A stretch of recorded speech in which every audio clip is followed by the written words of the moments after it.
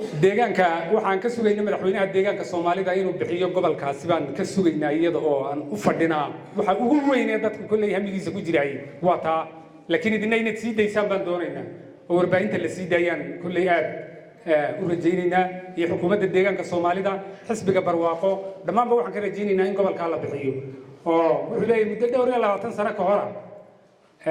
nin abwaana baa jiray oo degmadan Harawaa imika gobolka Texas ee dalka Mareykanka jooga marka anoo soo koobaya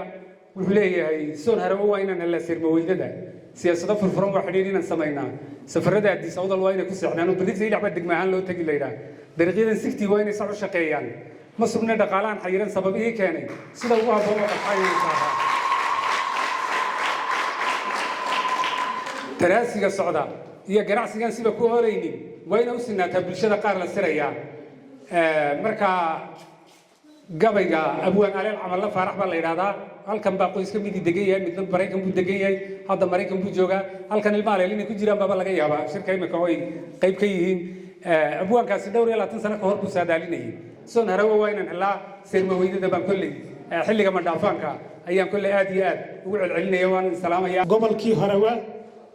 shacabkeegu niyadda ku wada haynaa xildhibaan taanaadan ku idmadnay sidaa u daba gali karayso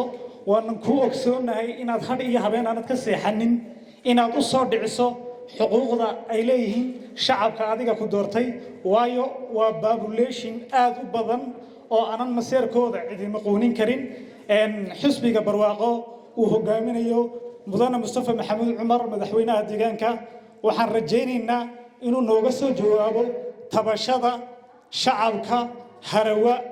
ee gobolkii annagu waxaan u fadhinaa waa gobolkii inaad noo keeno aad baan u salaamayaa madaxweynaha dareenka Harawaa ugu badan xagga dawladda ka soo eegayna waa inaan ama degmooyin ama aan gobol ka helno marka inaad taa halka meesha aad noo haysaan inaad warbixin naga siisaan inta baan aad u codsan lahaa laakiin anu waxaan ku darayaa oo bulshada dhawraaji aan had iyo dheer ku riyoodnaa inaguna ay hawshiinu ku badan tahay sidii gobolkii Harawaa aynu heli lahayn bulshada wax la qaybsan lahayd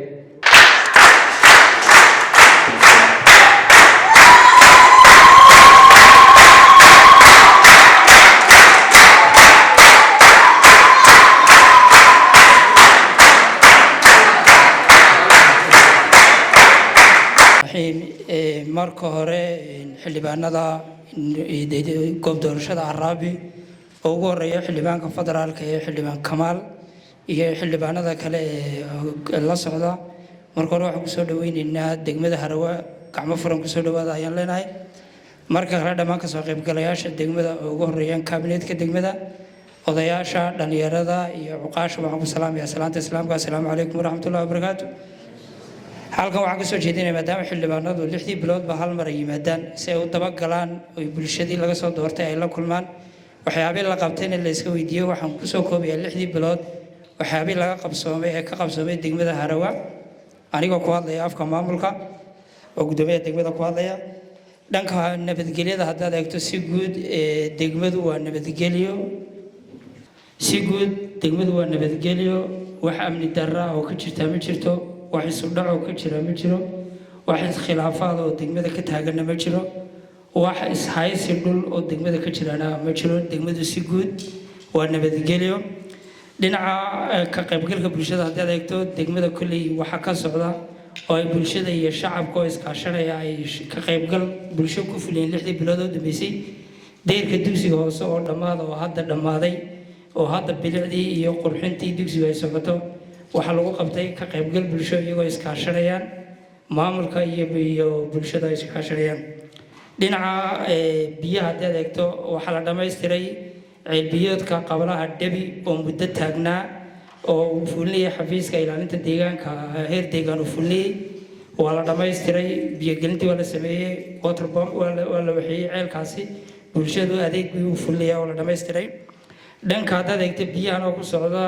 si guud waxa socota biyo gelinta magaalada Dharnaaje oo ay fulinayaan ka wakiilaya xafiiska biyaha heer deegaan oo weel bankigu fulinayo federaalka laga fulinayo kolay sadin dhiinaba ku arki doontaan kormeerka gabagaba ayuu marayaa oo meel fiican ayuu marayaa dhinaca si guud adeeg bixinta haddii aan taabto dhammaan adeeg bixinta si guud degmada way shaqaynayaan hadday tahay caafimaadka iyo hadday tahay adeegyada kale ee biyaha iyo caafimaadka way shaqaynayaan dhinaca haddaan ku socdo hay-adaha waxaa jirta dhowr hay-adood oo ka howlgala degmada hay-adda Islamic Relief waxay qoday 2 ceel bay qoday ceel waxay ka qoday kayn filaatay ka qoday ceelna waxay ka qabtay qablaha sarka cadaad la yiraahdo qablaha saadka durd iyo ka qoday gobyar qabaleegaas labada ceel hadda ceelka biyo waa shaqeynayaan biyina waa laga gaaray inkastoo hal ceel uu biyo yari jiro oo sidii loogu talagalay unahayn laakiin hay'adda ayaa ka fulisay labada ceel oo qodaal waxa kale qablaha dhamal ka fulisay ceeg solar iyo waxay ka fulisay kaydkii biyaha ay ka fulisay oo meel fiican maray oo la dhameystiray dhinaca si guud mashaariicda la fuliyay dhinaca BSMP hadda eegto mashaariic baa laga fuliyay oo 6 bilood ee u dambeysay laga qabtay waxaa la qabtay 3 balay baa la qoday waxaa kaloo la fuliyay 2 barkadood baa la fuliyay markaas si guud degmada 6 bilood ee u dambeeyay mashaariicdii loogu talagalay dhanka horumarka dhammaan degmadu way ka wada qabsameen iyagoo bulsho ahaan iyo shacab ahaanba kulli la isla eegay marka kulli hadalku maadaama waqtigu gabaabsi yahay kulli intaasaan kusoo gabagabeynay maadaama xildhibaanadii nala joogaan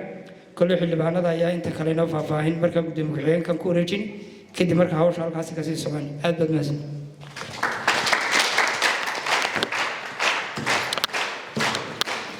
واي سفي عم بوفاء باي مدحشات كماليته وحيابها هرمرك لقى قبطي waxa weeyaan bulshada nolosheeda wax ka taraya inta ka bacdi waxaan ku soo dhaweyn xildhibaan Kamaal iyo xildhibaan Aasiya iyo xildhibaan Xasan dhamaantood marka hore soo dhawaadaan leeyahay waa degmadu waxa weeyaan soo dhawaadaan leeyahay mar labaad bismillah assalaamu alaykum harawa seelayahay alxamdulillah ma luku abru baraaqo sooma roobkuna daaya ilaahay mahadis kulay saaka anagu ni wada joognaa oday waayeel oo adeerkeen iyo xaqi ku timid Allahu naxariisto qof walba geeri baa sugaysa intaanu sheeka dheergelin goor hal mar aanu wada faatihayno faatix bismillaahir rahmaanir rahiim alxamdulillah الرحمن الرحيم مالك يوم الدين إياك نعبد وإياك نستعين اهدنا الصراط المستقيم صراط الذين أنعمت عليهم غير المغضوب عليهم ولا الضالين آمين استغفر الله نحرستو انتي كوريسن الله نحرستو أنا نقدر نحرستو إن شاء الله كل سبتة أني من هذا ويني عتهاي أنت دينا دورتين سنة كأفراد بانو مرينا وحنو بلان قادني إن مركز تاهيلي لوجود هلاجلنيني مانو وهي تشيني ليه لأنه وهي تبشادي جيران عن مكرتي قوله لو بهنا هديته قوله هرتيجان كسعودان حلبان هسيه إلابة حلبان حسن موسى حلبان هذا كله هؤلاء كله أوجد نجمع قهين يواني قوم مثلا يا قولها فدرال كي إثيوبيا مركا إلابة مهدلة أنت تشير لوجود تلاقي سنة كلا بتشير إن حلبان هذا كله أبتان شعب كيجا دورتي وتشيل السميان وهي بهذه جرتنا أي كدجستان tii heer degmada ay kala tashadaan tii heer deegaan gaarsiiyaan tii heer federaalna ay gaarsiiyaan taa ilaahay ma hadalna waafajiyay tii u baan u soconaa nimid shirka qaban qaadadiisa waxaan aad uga mahadnaqayaa mudane Yuusuf oo gudoomiye ku-xigeenka iyo soo kale kabinetka kale halkan ka dhan Ilyas mudane Ilyasna uu mahadsan yahay oo wax qabadka 6 bilood ee ugu dambeysay degmada si yar oo kooban noo soo bandhigay wixii la qabtay oo bogaadinayna wixii naga maqana waa taanu joognayna oo ka wada shaqeyna loo baahan yahay idinkana shacab ahaan haddaad tihiin dhalinyaro haddaad tihiin odayaasheen hogaaminta dhaqanka ulamaadiinka haweenka iyo shaqaalaha dawladaba maadaama soo aajibteen aad iyo aad u mahadsantihiin marka siday aaday noo tahay si guud haday noqoto xaaladaha hadda aan ku suganahay haday jiraan bahaya idinkan microphone-ka nagu wareejin doonaa qof walba hor buu yahay wixii fikra iyo wixii su'aalaad qabtaan baad soo bandhigaysaan walaalaha xildhibaanada ayaa insha Allah iga horeyn doona inay fikra ka dhibtaan inkastoo degmadu ay ka horeyn doonto kadib aan soo laaban doonaa jawaabta iyo faahfaahinta marka codkaagiina aan wareejin doonaa saas annada magacayga waxa la yiraahdaa Axmed Cismaan Dirir تولا الله يقانا مركب ورا واحد سلام يا حلي بعنا ذا ورا حلي بن كمال يا حسن يا آسيا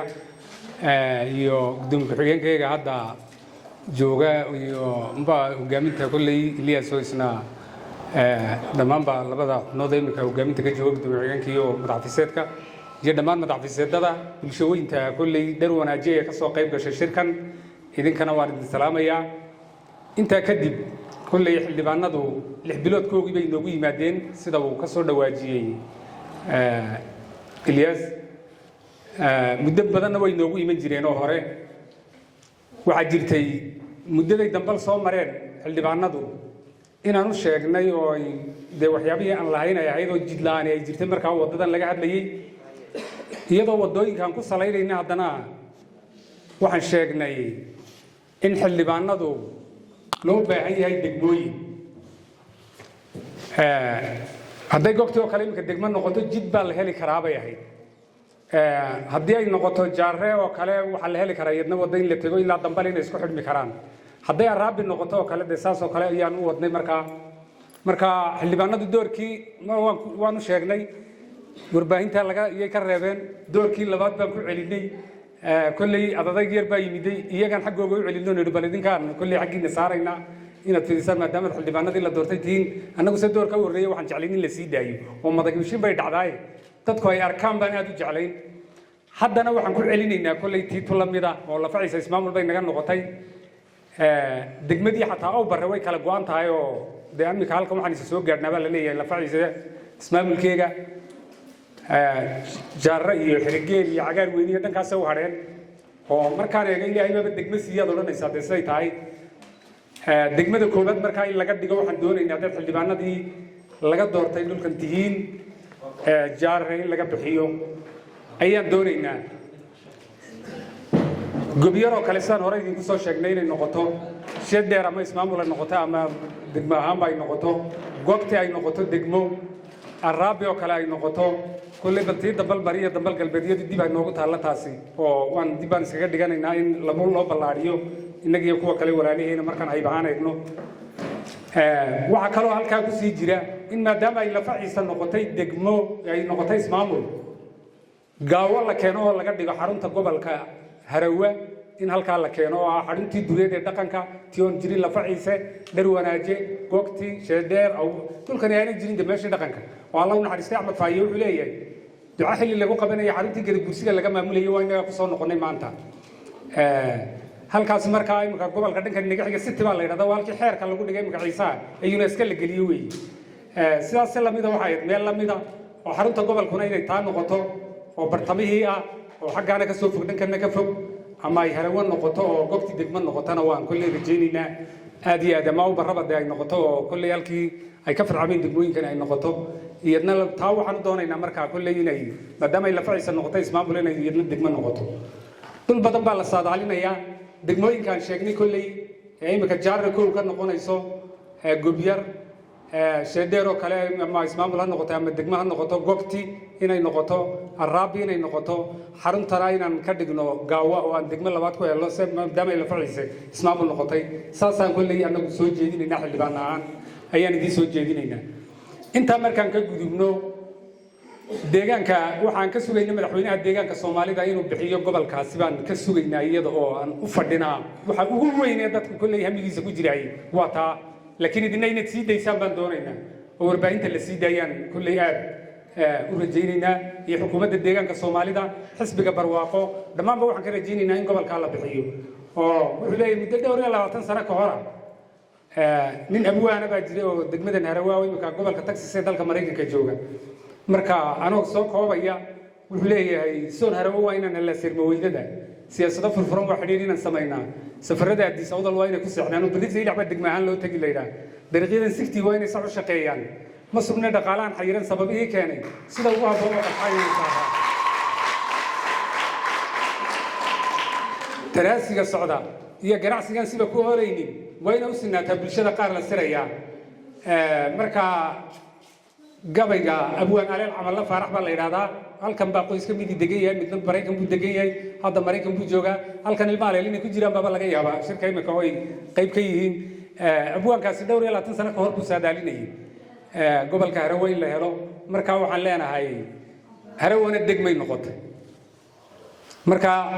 de xilligan heluun in la bedelo oo laga yiraahdo degmadu ama magac kale loo bixiyo oo gobolkii Harawa loo gudbo iyo gobolkan magac kale oo la bixino oo sidaan sheegaynay imika taa dhaqanka baan ku suntarno labada mid bay noqon doontaa kulley laakiin Harawa aad baa loogu badan yahay oo dadku dee gobolka harawe bay aad ugu badan yihiin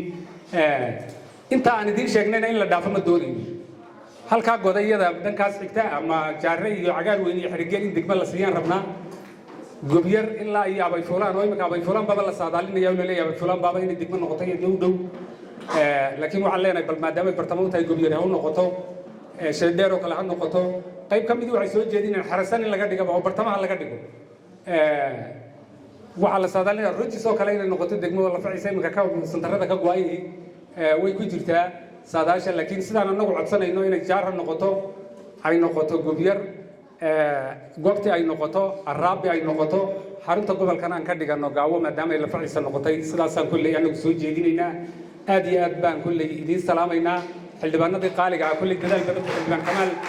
waa lagula socday kolley inaad hadashay oo aad gobolka harawe aad ugu hadlaysay xildhibaan xasan in badan baan ka wada soconnay aad iyo aad baan kolley u hambaliyayaan idiin hambaliyaynaynaa waxaanan leenahay kolley xildhibaanadii soo noqnoqdo muddo badan inaad noqotaan oo aad kolley dadaalka badan maadaama aad nagu soo noqnoqonaysaan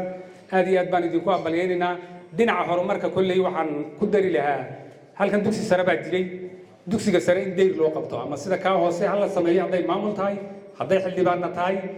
dadku si tabaruc ay ku dhisteen hawl badan bay la soo mareen biyuhu way noo furmayaan iyagu laakiin in tabarucaa in dugsigaa deyrkiisii loo sameeyo ayaan aad ugu dari lahaa waxyaabaha kale kolley jid la-aan ilaa goobtii aa jirtay iyadna oo aan laysku mari karin xilli roobaadka iyo dhibaha iyo wixii jira gurmadka haddii loo baahdo xilli roobaadka marka bal jidkaana in la sii wado lana dhammaystiray jidkii halkan iminka la facaysiya isku xidhayay dhar wanaaji oo kolley taana la dhammaystiro gaawa waa sidii haddaad isweydiiso maadaama xarunta dhaqanka bay ahayd xagga sheekhyada kolley wuxuu sheekh maxamed macalin cumar ilaah la yidhi xaaji qaasim waxaa kuu roon adiga halkan dee malaha dee adila adisababa agteed iyo nageel iyo kolku dhulkaa joogo adigana tolkaa inaad dhex tegto ayaa kuu fiican oo kolley rugtii culimadana way tahay halkii hogaasyada weeyi waa xaruntii la fadhiyey waa sidaa iyadu taasi markaan ka warbixinno waana waddada madaxweyne cabdilaahi xasan iyaan soo marinay ee imika magaca towtowleba ku baxay iyo daa'uud iyo ay soo mareen oo jidkaaba berigaa soo marray oo xukuumadda kaasay soo maraysay maantana kolley bilaalcantan oo jidkii horeen dee maraynay baan maraa aad iyo aad baan idiin salaamaynaa jidkana in la dhammaystiraan doonaynaa kolley ismaamulka la faciisana waan hambaliyaynaynaa hadda wixii aan dawladda ka helayna ma diidayna waan hambaliyaynaynaa laakiin dawladda waxaan leenahay waxa wax ka badan baan sugaynay gobol baan sugaynay in gobolkii la helaan u baahannahay gobolkan imika faafan wuxuu marayaa 15 degmo haddii la qaybiyo 2 degma xaggan ka soo iyaan dee hayb ahaan isleenahay dhankiinii way ka jiraan waxaana laga yaabaa sida dadkan u doonayaan una cid walba u doonaysa de oo iyaguna ay ama laba rabaan tuliba baa loo rabaa haddii la doono qabri bayax baa loo rabaa haddii la doono gursun baa loo rabaa haddii la doono shabeelle baa loo meesha la doono de yaa laga dhigi karaa maadaama ay sidaa tahay in degmooyin la helo intaan la qaybinin baan rabnaa waxaa la rabaa maaha gobolun waxaan rabnaa degmooyinkii inaan helo gobolkana markaa la helo oo degmooyinku horeeyaan madaxweynaha deegaanka soomaalida markaa taasaan ka codsanaynaa iyo xukuumaddiisa golaha baarlamaanka ee deegaanka soomaalida taasaan ka codsanaynaa ka heer feder waxaan doonaynaa deegaanka soomaalida xaqii lagu lahaa in laga hela de sida hore marka loo bixiyo unbaa loo bixiya degmada dugsiga iyo dhakhtarka sida loo bixiyo markaa bal taa inaan kaa qabeellaan u baahannahay dadkuna ay himiladii ay qabeen inay gaadhaan baan doonaynaa sidoon harawo waa inaan helaa seermaweydada baan kolley xilliga madhaafaanka ayaan kolley aad iyo aad ugu celcelinaya waan salaamayaa wasalaamu calaykum waraxmatullaahi wabarakaatu xildhibaan aasiya kolley qabalee baad u qaadatay uu dhowdhow yahay laakiin inaad dhammaystirtaan doonaynaa intaan joogta aad iyo aad baan ku salaamayaa assalaamu calaykum waraxmatullah ibrahim waan salaamayaa xildhibaanada goob doorashooyinka araabi uu hogaaminayo xildhibaan kamaal xildhibaan aasiya xildhibaan xasan waxaana ku salaamayaa salaanta islaamka assalaamu calaykum waraxmatullaahi wabarakaatu kolley hadalku anaa hadhay looma hadlo baahiyaha iyo wixii jiraba oo laga soo hadlay anu waxaan ku bogaadinayaa baahida gaarka ay degmadu u qabto qaybta isgaadhsiinta tiknolojiyaddu aad bay nooga xun tahay oo khad ma hayno ta kale dhinaca mataqaanaa haddii aad u baahato maanta inaad qof la xidhiidho lama xidhiidhi kartid waayo khadku markuu doonana uu tegaya markuu doonana uu jiraya markaa inaad taa ciddii ay khusayso ay xildhibaanadu naga gaadhsiiyaan ayaan rajaynaynaa ta kale dhinaca laydhka dadku baahiyoog waxay ku wada xidhan yihiin waa laydhka hadday noqoto ridiq hadday noqoto manaafacaad kale hadday jaarji noqoto waxa ay degmadu ku shaqayso waa leyrka dhinaca leyrkana caqabad fara badan baa ka jirta kollayna waxaan rajaynayaa inay xildhibaanadu ciddii ay qusayso naga gaadhsiiyaan taana waxaa qodobkayga u dambeeya ka hadlayaa waxa weeyaan tabashada ama xuquuqda harawa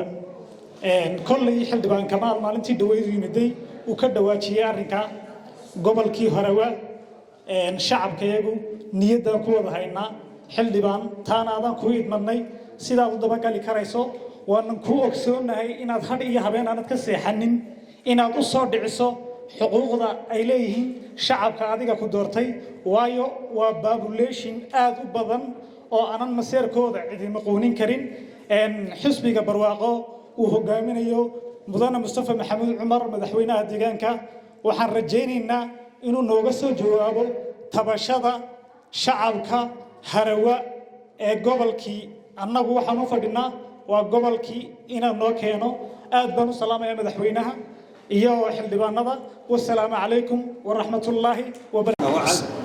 بسم الله الرحمن الرحيم الحمد لله رب العالمين اللهم صل وسلم على سيدنا محمد وعلى آله وصحبه أجمعين magacaygu marka hore anigu waa Sheekh Xuseen Cadoosh Aadan weey marti sharafta waftiga ee noo yimid xisbiga waan salaam xildhibaanada waxaan ku salaamayaa salaamta islaamka assalaamu calaykum waraxmatullaahi wabarakaatuh ka soo qaybgalayaasha shirka dhammaantiin waan idin salaamayaa salaan kadib kullay hadalka baahiyaha wixii jiray dadku waa laga soo wada hadlay hadalka wixii laga soo hadlayna in lagu sii noqnoqdo maaha laakiin bulshada harawa waxay dareensan tahay qaybihii u dambeeyay ee imika Soomaalida wax la qaybsaday maanta xildhibaanada waxaan ka filaynay inay dawaar bixin naga siiyaan meelahay wax u marayaan iyo kullay anagu taas baan rajaynayno war waxa sabaan helay waxbaan weynay baan ka rajaynay dareenka reer harawa ugu badan xagga dawladda ka soo eegayna waa inaan ama degmooyin ama aan gobol ka helno marka ina taa halka meesha aad noo haysaan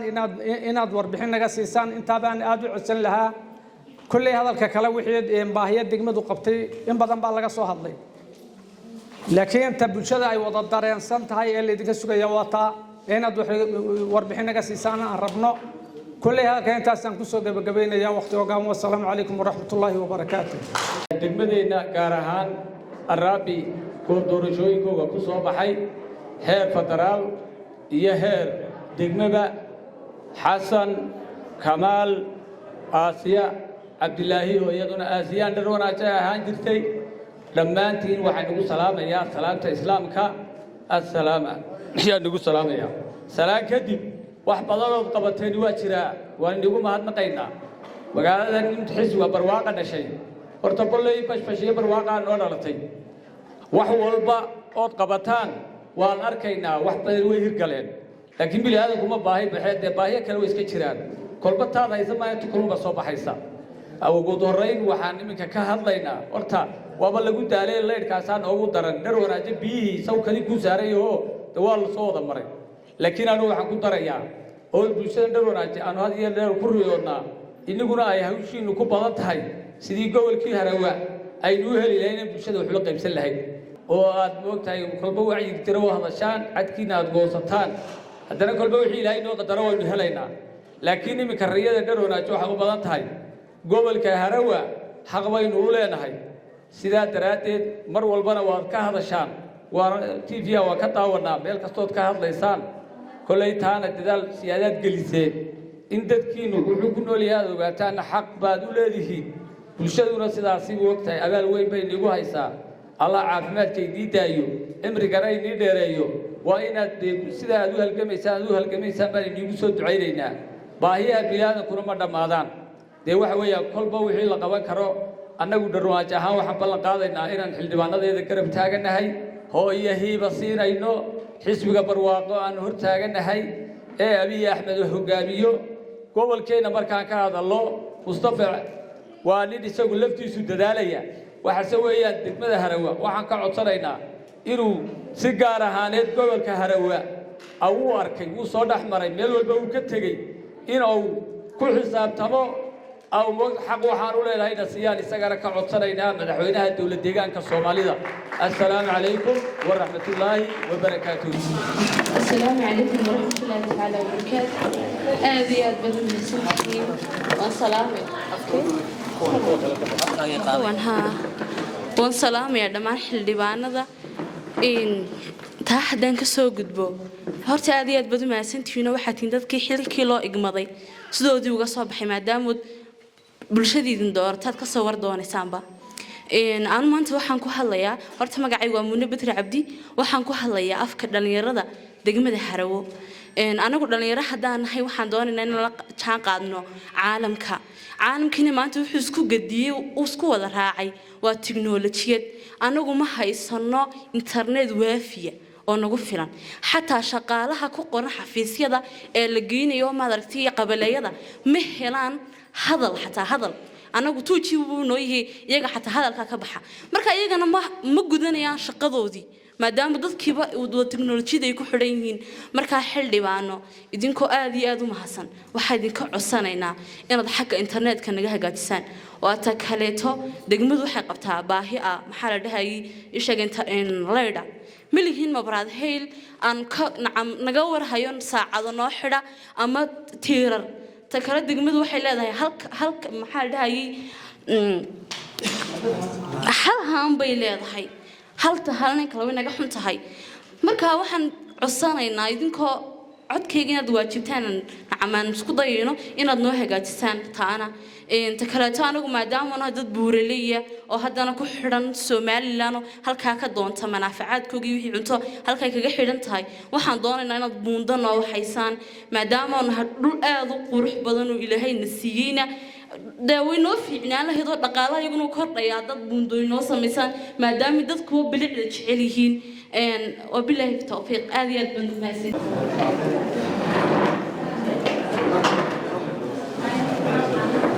بسم الله الرحمن الرحيم السلام عليكم ورحمة الله وبركاته marka hore waxaan salaamayaa xildhibaanadiina qaaliga ah ee inoo yimid kuwaasoo muddo badan nagu soo noqnoqonayay si ay dhibaatooyinka jiray iyo wixii shacabku ay qabaan ay u dhageysan lahaayeen aad bay ugu mahadsan waana salaamaya marka horeysa xildhibaanka heer fadaraal Kamaal Xashi waxaan kaloo salaamayaa xildhibaanada kale Xasan Muuse iyo Aasi Cabdilaahi Calaamo dhamaantood waxaan ku salaamayaa salaamta islaamka assalaamu calaykum waraxmatullaahi tacaala wabarakaatuh marka labaad kulli waan ognahay maartay xildhibaanadu sida ay nooga damqanayaan ee had iyo jeer isku xidhayaan bulshada ee uga hadlayaan dhibaatooyinka meel walba ka jira iyagoo dal iyo dibadba isku xidhay hawlo badanna maartay galeen in badanna warbaahinta iyo mediumka dadku ay kala socdaan taasina kulli waa dadaal dheeriyo oo muuqda oo shacabku aad u dareensay oo ugu hambalyeeyeen ilaa inta badan iyadoo saasi ay jirto waxaan aad loogu xasuustaa xildhibaanka dad badan oo mugdi ku jiray oo lana hadli karin waxay ugu bariyeen aan lagu gobolada galbeedka sida goobtiyo telefoonada markii loo dhaadhashay ee anteenaha loo taagay ee dadkii galbeedka Harawo ku sugnaa la ogaaday waxay saaka waa ugu bariyay iyo si ay yihiin maantana saacad walba laga war heli kara xaaladooda ay ku sugan yihiin horta aad baan ugu mahadnaqaynaa xildhibaanka dhinac dhan oo degmada Baqtisnaa uu nooliyay oo ku mahadsan yahay midda kale jidkan halbowlaha ee ummadda kolka hore waa loo sameeyay jidkii haddana halkii uu dib ugu noqday dadku inta badan baahiyaa way ka soo hadleen wax badan waa la dul maray ma jecli inaan dib ugu noqdo laga xildhibaanadana way gaadhay in badan oo maartay baahiyo jirta haday leer tahay haday maartay jidadka tahay haday waxyaabo badan oo asaasi oo sida dugsiga sare oo isna aad u dayacan oo u baahan in dayr loo sameeyo ku laaban maayo laakiin way dul maray haddii aan markaas qoto dheer ugu yar foorsado hawsha wadadaasi halbuulay dadku nolol bay dareemay isu socodkii xiriirka nolosha iyo dhaqaalaha bulshadu aad buu korcay markii jidka la loosmay laakiin mid waxa loo saynaa dib halka ugu laabanay gaadiid fara badan oo mari jiray bajaajyadii kuwa iska Itaaliyana wixii bay waxa u dhaweyeen gabaabsi yar noqdaan taasina waxa weeyaan maadaama ay buuraleeyahay jidkaasi isloob yahay buuruhuna biyo ay ku badan yihiin biyuhu waxay keenaan maaragtay inay jidku kolku roob waaweyn daan inuu markaaba burburo iyadoo biyo leexin xoog leh loo sameeyo jidka tiyadiisa in la wanaajiyo aadna loo waxay jidkaa muddooyin fara badan baan kaga hadli jiray suugaan oon ka hadli jiray waqtigaa waxaa noo furnay jidkaa uu barro qudhaa noo furnaa jiray kana ma jirin kaasina toltolona waqti niyo aad iskaga dayacnaabay bahay markaa waxaan u jamaasaan tiriir oran jiray iyadoo baylaha weyn jirto jidkii naga baaboo ishaa barigeen iyo cirku weli noo bannaan baahidii weli kama lug bixin waxaan se bogaadin lahaa ama se baaq u dirin lahaa xukuumadda baarigee barwaaqada nagu hagtiya hay'adaha barbar taagan ee bini'aadamtinimadooda inay jidkan baabee bulshadu ay u baahan tahay sidii loo banayn lahaa galay darro buuxsho iyo baadoosara naga marshaan oo bilaahi tawfiiq waa la mahadsantihiin marka hore dhammaan sidii marka hore waa salaamaya kulay bulshada halkan soo timday ee degmada Harawa kulay baahiya ay soo jeediyeen baahiyaasi kulay waa baahiya ka jira degmada in aan dhawr fikir ahaan la qabno marka hal qodob ahaan qaar waan ka jawaabayo qaar u baahan in la yar iftiimiyo baahiyaha laga dhigay sadaqsoontiin magaalada Dharnaajo horta waxa ka socda biyo gelin ballaaran baa ka socota oo wixii runta hadii la sheegi waayo dee waxay noqonaysaa inaan inaga laftigeena aan marka qaar ka been sheegno ma fiicno xaruntan Dharnaajo biyo gelin baa ka socota biyo gelintuna sideedaba Facebook-lada xilliyo kala duwan bay martaa imika boqolkiiba inta u badan waa la dhameystiray waxyaabaha hadda dhiman ee xagga laga soo shaqeynay hadda tuumbooyinkii waa la dhigay hadda waxa la keenayaa u dhiman in la keeno laba generator la keeno solarkiina la keeno labada ceel la isku xidho marka halkaas waa mashruuca kale haatan isleena inuu sanadkan imika dhameystirmo oo magaaladan haraadka badan uu saameeyay inay si fiican uga cabto kulli rajayna marka mashruucaasi si guud degmo ahaan anagu fikirkan qabno waa mashruuc sidii loogu talagalay u socda oo stage-kii loogu talagalay maray laakiin dhinaca baahiyaha markaan eego waxa si xoojinaya si guud degmada Harawa markaad eegto baahiyaha ugu ballaaran hadda ka jira degmada xagga isku socodka markaad eegto waxa ku yaala dooxooyin baa ku yaala dooxooyinkaasi si guud caqabad bay ku yihiin degmada baahiyaha ugu badan hadda aan qabno xagga isku socodka weey naxameena xagga hadii bridge la helayo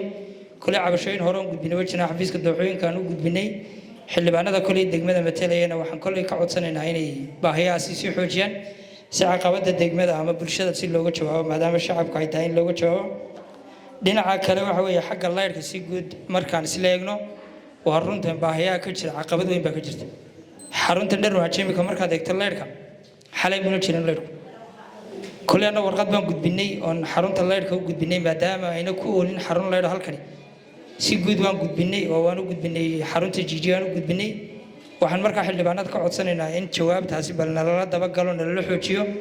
oo baahiyaha shacabka maadaama aan matalayno idinkuna xildhibaanadii matalayatiin kulli xafiisyada ay khusaysan inaad gaadhsaan waan soo jeedinaynaa dhinaca leerka waddan ku soo caqabadaha jira kulli si guud qabaleeyo wali imika una u talaalnay ba jira imika carmo kale sidii loogu talagalay ma shaqeeyo dhamal oo kale ma shaqeeyo waxa kale oo jira si guud degmada daba beeraley oo beeraha looga faa'iideysan lahaa ceelasha looga faa'iideysan lahaa marka baahiyahaas in la riixo oo si fiican loo riixo way habboonaan lahayd dhinaca la khadka hadaad eegto waa run baahiyaa jira qabaleeyo si guud aan leedahay khad aan lahayn baa jira imika qabalaha qotan oo dhinacan ku yaala wax khad u leeyahay ma jirto oo baahiyaha kulli aan mar walba gudbino ee u baahan in tabashadooda cidda khusaysan loo gudbiyo xildhibaanada qabalaha jirjiroo kale ma laha bololna ma leh jirjir ma laha bolol ma laha laascaanoodna ma leh wax anteena haddii loo baahdo maanta in lala hadlo loo baahdo dee Somaliland oo ka dhacda mayn wax telecommunication-ka Ethiopia ka dhacaya ma jiro goobtii baa loo sameeyey goobtii kaliya waxay ku eg tahay area goobtii ma dhaafta tele khadku sidii loogu talagalay marka iyada lafteedu uma shaqeyso marka baahiyahaas in la riixo way fiican lahayd si guud magaalada hal haan baa ku taal haamu way ku yiriin marka haamaa laftigeeda haddii miisaan loo baahan yahay degmo ahaan hadday kusoo noqoto qorshe laga sameyn laakiin si laga caawiyo rajayn lahayn dhinaca markaad eegto khadka imika Harawa ahaan markaad eegto habeenka u taga xilliyada ma jiro oo ilaa 6 la gaarayo sidii loogu talagalay uma shaqeeyo marka waxaan u baahanahay kulli caqabadahaasi in laga caawiyo degmo ahaan cidii ay khusaysan laga caawiyo wixii degmo ahaan khuseeyana cabashooyinka qaar si guud inta u badan qaab dhismeedka laga hadlay qaab dhismeedka kulli si guud wixii qaab dhismeed la bixiyo u jira wixii la bixiyay inaan soo dhaweyno bay noqonaysaa si sharci ah soo dhaweyno wixii degmo ahaan degmada ka maqan ama si guud cidda deegaanka degta ka maqan de xildhibaanada matala bulshada matasha markaas si sharci ah nidaam ah kulli inay loo maray tahay كل حل بعنا ذا كوري جيني شعبكنا هذه أدبل ما ستي والسلام عليكم ورحمة الله وبركاته. ugu horeyn maamulka Harawo ugu horeeyo gudoomiyuhu dhammaanba shacabka kala duwan ee leh dhalinyarta odayaasha haweenka iyo dhammaanba cuqaydayna la fadhida waxaan mar labaad idinku salaamay salaanta islaamka oo ah assalaamu calaykum waraxmatullaahi wabarakaatuh run ahaantii shacabka Harawo shacabka Harawo ee sharafta leh ee karaamada mudan waxaan aad iyo aad ugu mahad celinayaa ajiibitaanka aad soo ajiibteen kulankan oo ahaa kulan sanadkiiba 2 jeer xildhibaanada goob doorashada Araabi ay mar walba ugu yimaadaan ajiibitaanka aad soo ajiibteen aad baan idinka mahad celinayaa runtii waxaad soo sheegteen baahiyo badan iyo waxqabad fiican oo xisbiga BB uu qabtay waxaan aad iyadana mahad celin ballaaran aan ugu mahad celinayaa xisbigeena barwaaqo waxyaabaha horumarka ah ee horeba u soo sheegteen ee uu qabtay ee uu isbedelka muuqda uu ka sameeyay idinka laftigiinu shacab ahaan aad xataa tixo aad ka maxaan dhahdayay kaga jawaabteen caqabadihii hore ee ina haystay iyo tan maanta aynu ku jirno run ahaantii waxaa la yiri nimaanan mahadin wuxuu hayo maxaan dhahdaa ilaahayna u mahadin maayo waxa ugu horeeya nabadgelyada aynu ka helnay xisbigeena BB ayaa ah si xor ah inaynu u hadalno cabashadeena aynu u gudbisano meel walbana aad ka hadli karto waxana ugu muhiimsanna xorriyadaada u muhiimsan xorriyadu ma aha inaad maxaan dhahdaayay jeelka ku jirtuun ma aha mid maskaxda ah weeyaan oo free aad ka tahay maskaxdaada rabitaankaaga aad sheegan karto waxaad bogaadin kartana aad bogaadinayso iyadoona cid alla cid kugu qabsanaysa haba yaraatay ayna jirin xisbiga kaliya ee inta Itoobiya jirto suurto galiyay waa xisbiga BB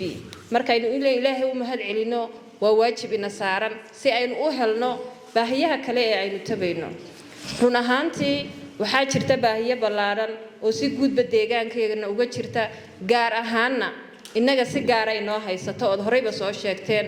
baahiyaha aad soo sheegteen ay kamid yihiin adeeg bixinada iyo isku socodka uu kamid yahay qaab dhismeedka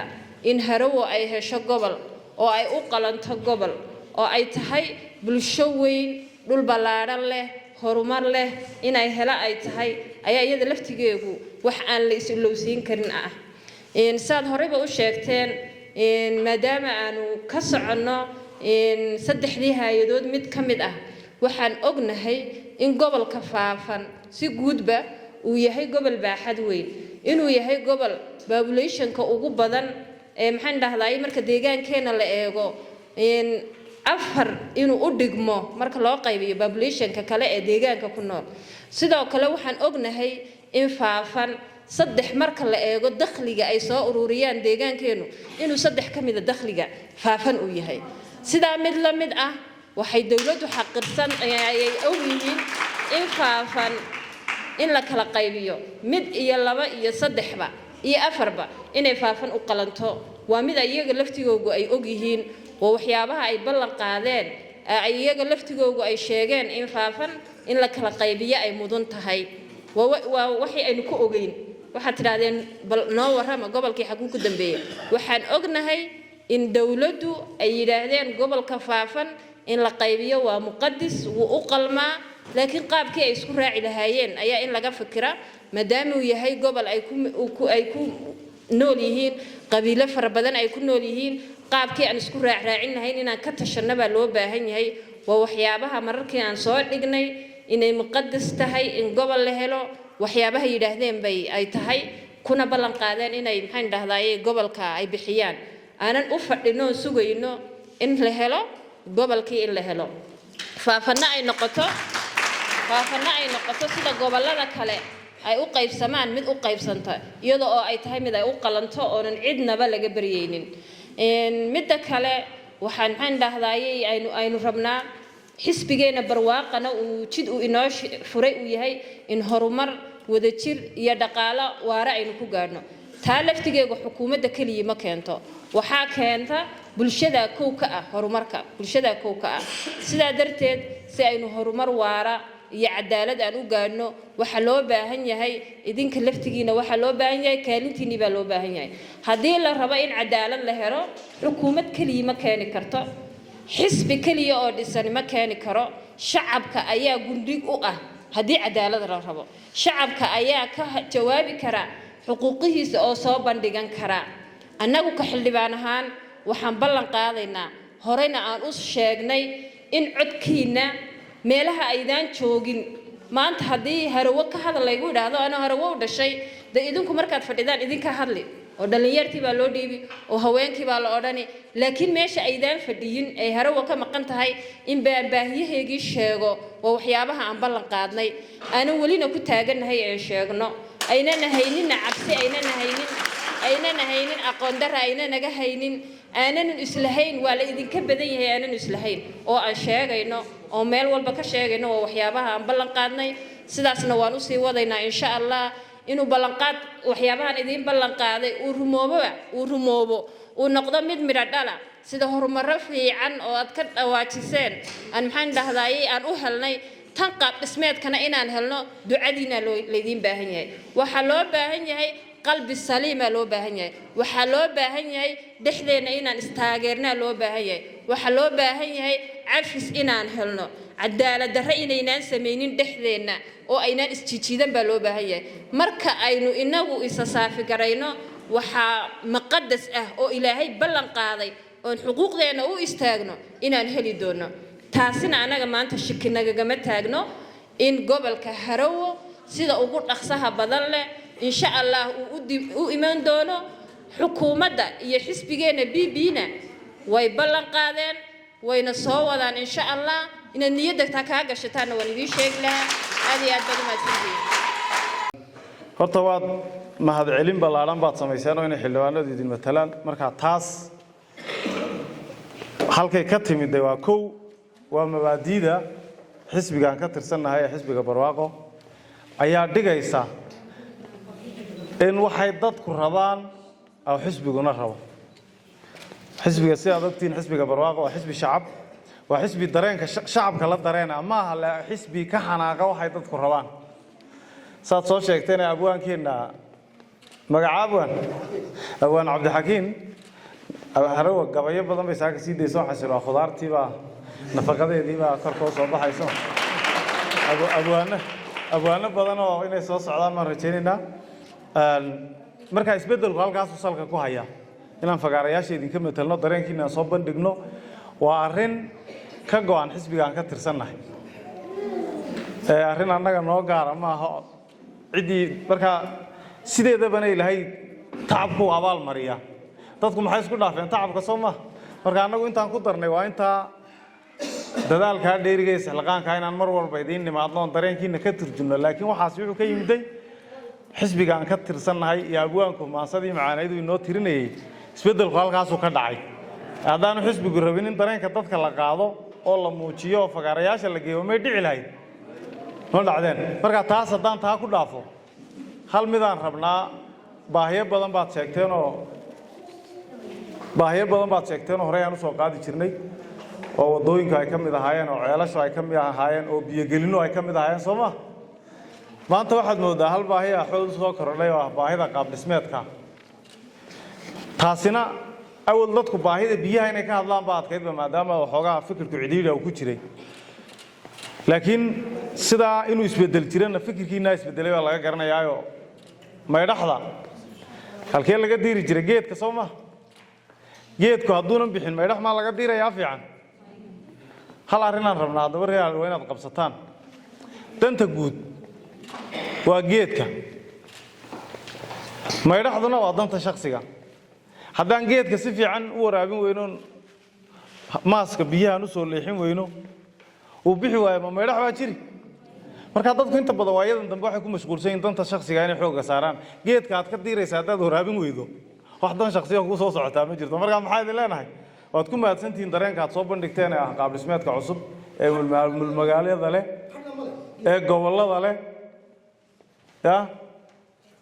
waad ku mahadsantihiin dareenka inaad soo bandhigteen kullay looga warrama haddaad tiraadeen warka weyn xildhibaankan u dayn laakiin anu inta hordhaceen idiin sheegay waxay tahay madaxweynaha waanu saragnay shir loo dhan yahay matalaadiina iyo oday dhaqameedkii cid walba baan isku aragnay gobolka Harawo miisku saaran yahay inta iimaanka ma gelina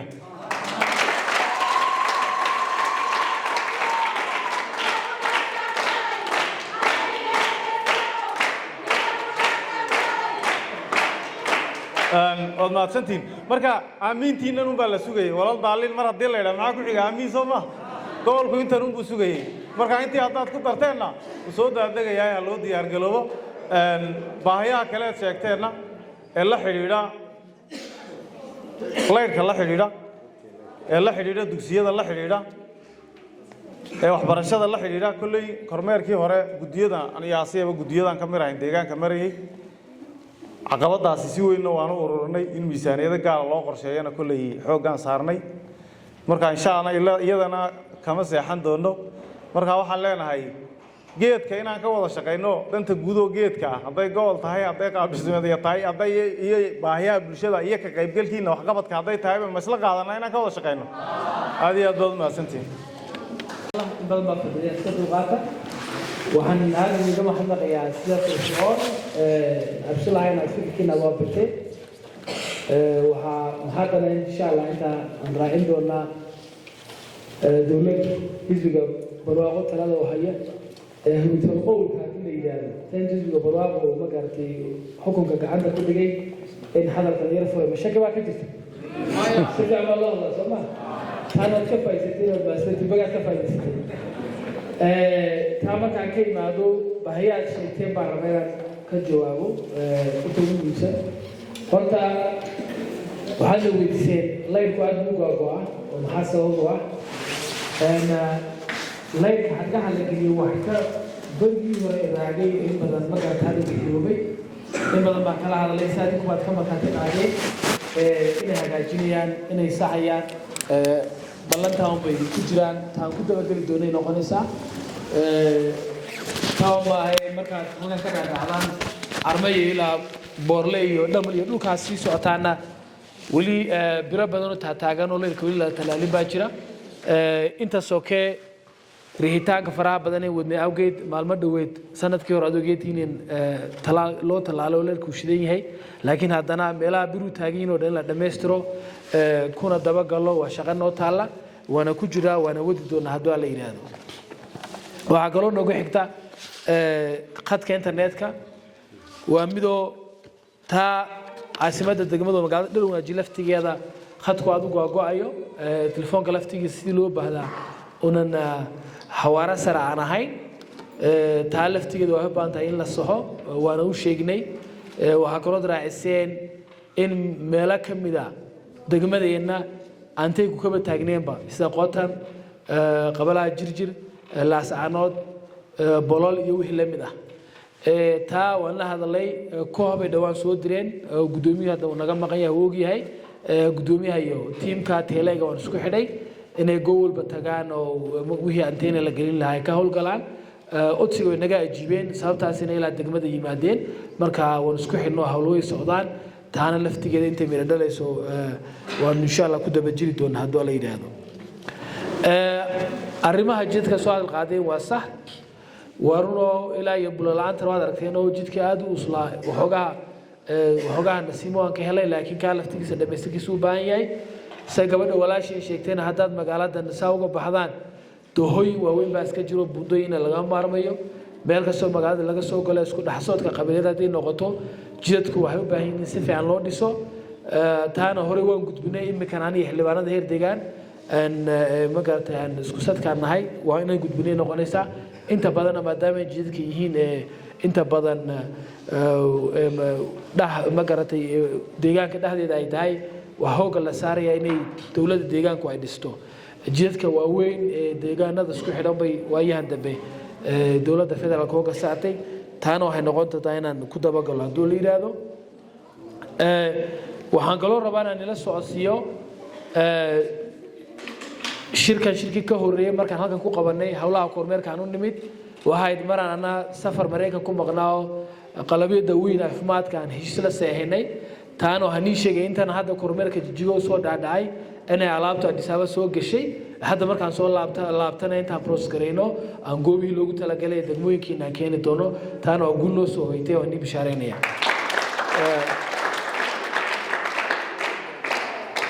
taa haddaan ka soo gudbo hawsha gobolka harawo ahayd horta magii harawo ee lagu dhawaaqay aan hadda maan ku sugannahay taasaana keentay baaronaya khudaarta ka sokow in harawo magiisa kor loo qaado taana way u dheer tahay gobolka walaalaha xildhibaanaduna way ka dhawaaqiyeen idinkana ka shaab ahaan intiina badneed maanta su'aalihiina iyo taladiinaba gobolka way basaarneed dhagahana gobolka ma u taagaysay taana waan ku faraxsanahay waayo markaan anagoo dhiga matalayna fagaaraha aan ku hadlaynay weliba golaha heer deegaan meeshii la go'aaminayay markay gobol noqdo qaadhismeed ay caasiyo xildhibaan xasan iyo xildhibaanad kale ay joogeen shirarka gaargaarkana si aad ku hadleen kii guudna ku hadleen waa maadaama ay tan ogaayeen weey marka waxaan ku faraxsanahay fikirkii halkaa ku abirnay iyo shacabka matalayna fikirkooda abirnay inay isku mid noqoto waa alxamdulillah muwaafaqaas Allah noo siyaadiyo aan magarta isku sid ka nahay marka gobolka marka la soo koobo horta mid niyada gashado gobolkaas maadaama dhawaan qaab dhismeed la sameeyay gobolka kale lagu dhawaaqay degmooyin badan lagu dhawaaqay haddaanu nahay shacabka gobolka harawo aan ku faraxsanahay waana soo dhaweynaynaa aatay ku jirta annagana magaalada Lafeys ay nagu jirto taa in la ogaado way oo ku faraxsanahay waan soo dhaweynaynaa go'aan saxana u ahaa marka loo arko in deegaanka dandiisa la ilaaliyo shacabkuna ay ka faa'iideystaan laakiin baa la socoto gobolka harawo la ballan qaaday in la fuliyo ahayd haddii maanta la fulin waayo hadda ha la fuliyo waa inta wax kale ma waxa kaloo farxada kuwa kaloo la qaybiyay oo la dhameeyay oo haddadan taaganahay shalay maantaba wali xukuumadda dawladda deegaanka Soomaaliya wax diidmaha kama hayno way mahadsan yihiin wali rasuulkooda ma hayaan intaasna way ku mahadsan yihiin mar haddii diid maahay marka ballan fulin baa ku xigta anagu fulinta baa sugaynaa idinkana fulinta baa u duceynaysan fulinta baa sugaysan haddii la yiraahdo gobolka oo lagu dhawaaqana shacabka harawo doonumaha gobolka Faafan mudan u yahay dawladda deegaanka Soomaaliya mudan u yahay Itoobiya mudan u yahay haddii loo baahdan Afrika iyo caalamku mudan u yahay marka wax gaar ah qaablisad markuu ballaado horumarkiisa dheeftiisa wanaagiisu wata wanaaga baan caalamkana la jeclaanay deegaankana la jeclaanay shacabkana la jeclaanay meeba marka taas insha Allah noo ballanqaadkii waa la ballan qaaday hal la fuliyo baan leenahay idinkuna fulinta ma sugaysan waa inoo dabaaldega gobolka insha Allah salaamu calaykum